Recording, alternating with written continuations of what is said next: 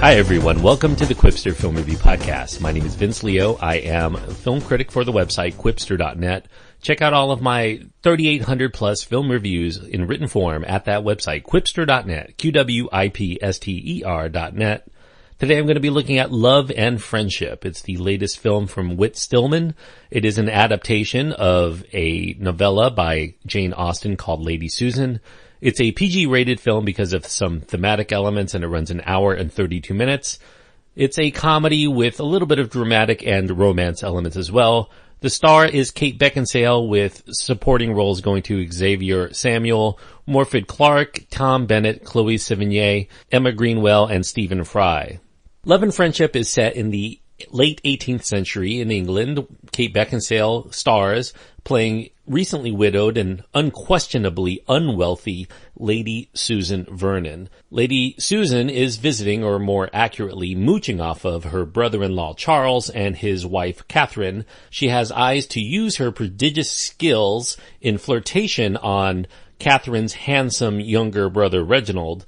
He's a man of some means and certainly would come in handy if she were to become his eventual wife. Lady Susan also aims to get her teenage daughter Frederica hitched as well.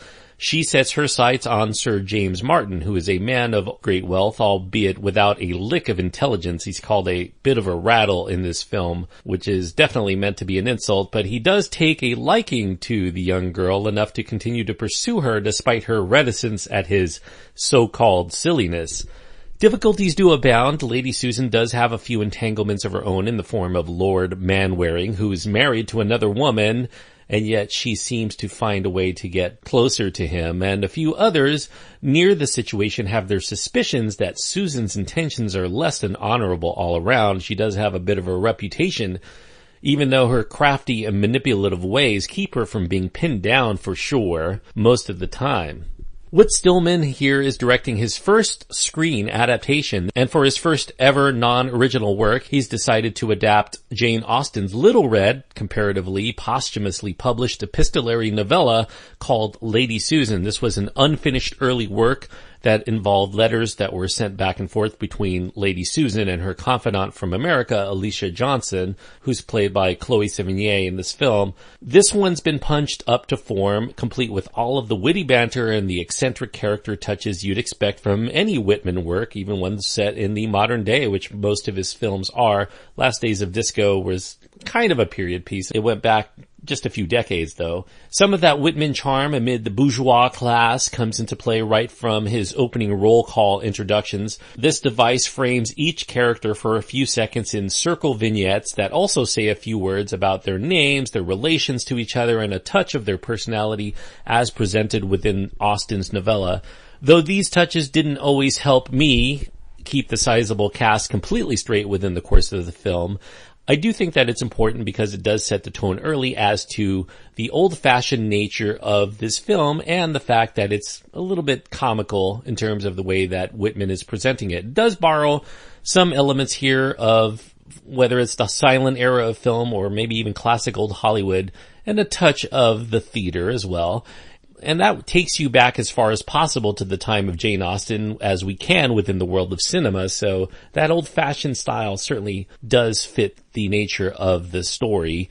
Kate Beckinsale, who worked with Whit Stillman in 1998's The Last Days of Disco, that one also featured Chloe Sevigny, by the way, is a revelation as Lady Susan. She perfectly exudes beauty and intelligence, contempt for others, and utter deviance in equal measure. This is a confident performance. She's playing both the protagonist of the piece as well as the film's selfish heavy, but all in one character.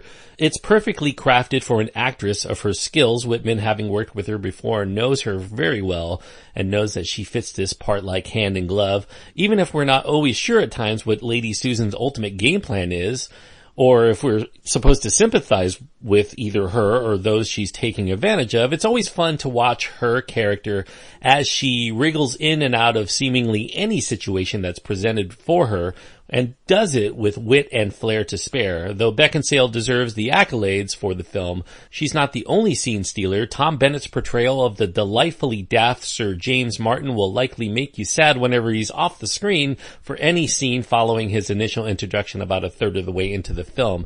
He's terrific. It's one of the best comic performances I've seen so far this year. Love and Friendship is shot very brightly. It's very handsome, both inside and outdoors. It's shot by Richard van Oosterhout. And it does have a rich attention to period and costumes that may actually see a few Oscar nods come the 2017 awards.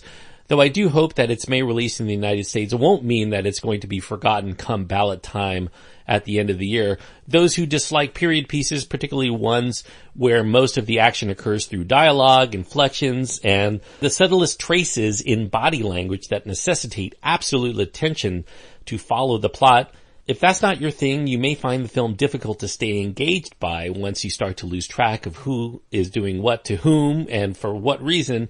But for those people who can maintain diligent attention and who enjoy well-acted and finely textured stories about manners and etiquette, such that you would get from just about any Jane Austen work, there's no better author than Jane Austen. And I would say very few people have been able to adapt her as well as the witty and surprisingly like-minded Whit Stillman as the writer and director here. I'm giving it 3.5 stars out of 4, and 3.5 stars on my scale means that I do think that this is a good movie that is worth going out of your way for. If you're a fan of Jane Austen, if you're a fan of Whit Stillman, if you're a fan of period pieces, certainly put this on your radar. I do think that you'll have a good time with it. So 3.5 stars for Love and Friendship. Thanks everyone for listening. I hope that you enjoyed this review. If you did, I do encourage you to click the subscribe button and you'll continue to get all of my podcasts downloaded throughout the course of the year. Also, if you happen to be on iTunes or any place else where it allows you to leave a kind word or two about the show, if you've been listening for a while and you just want to say, I appreciate what you do here, definitely do that, because word of mouth is the best way that you can show your support. Also, if you want to contact me directly, you can do so by going to my website. You can find my contact information there, as well as links to my Twitter feed and Facebook page. All are equally good ways to get in contact. Until next time, thanks for listening, and I hope that you enjoy your time anytime you get to go to the movies. And if you see Love and Friendship, let me know what you think.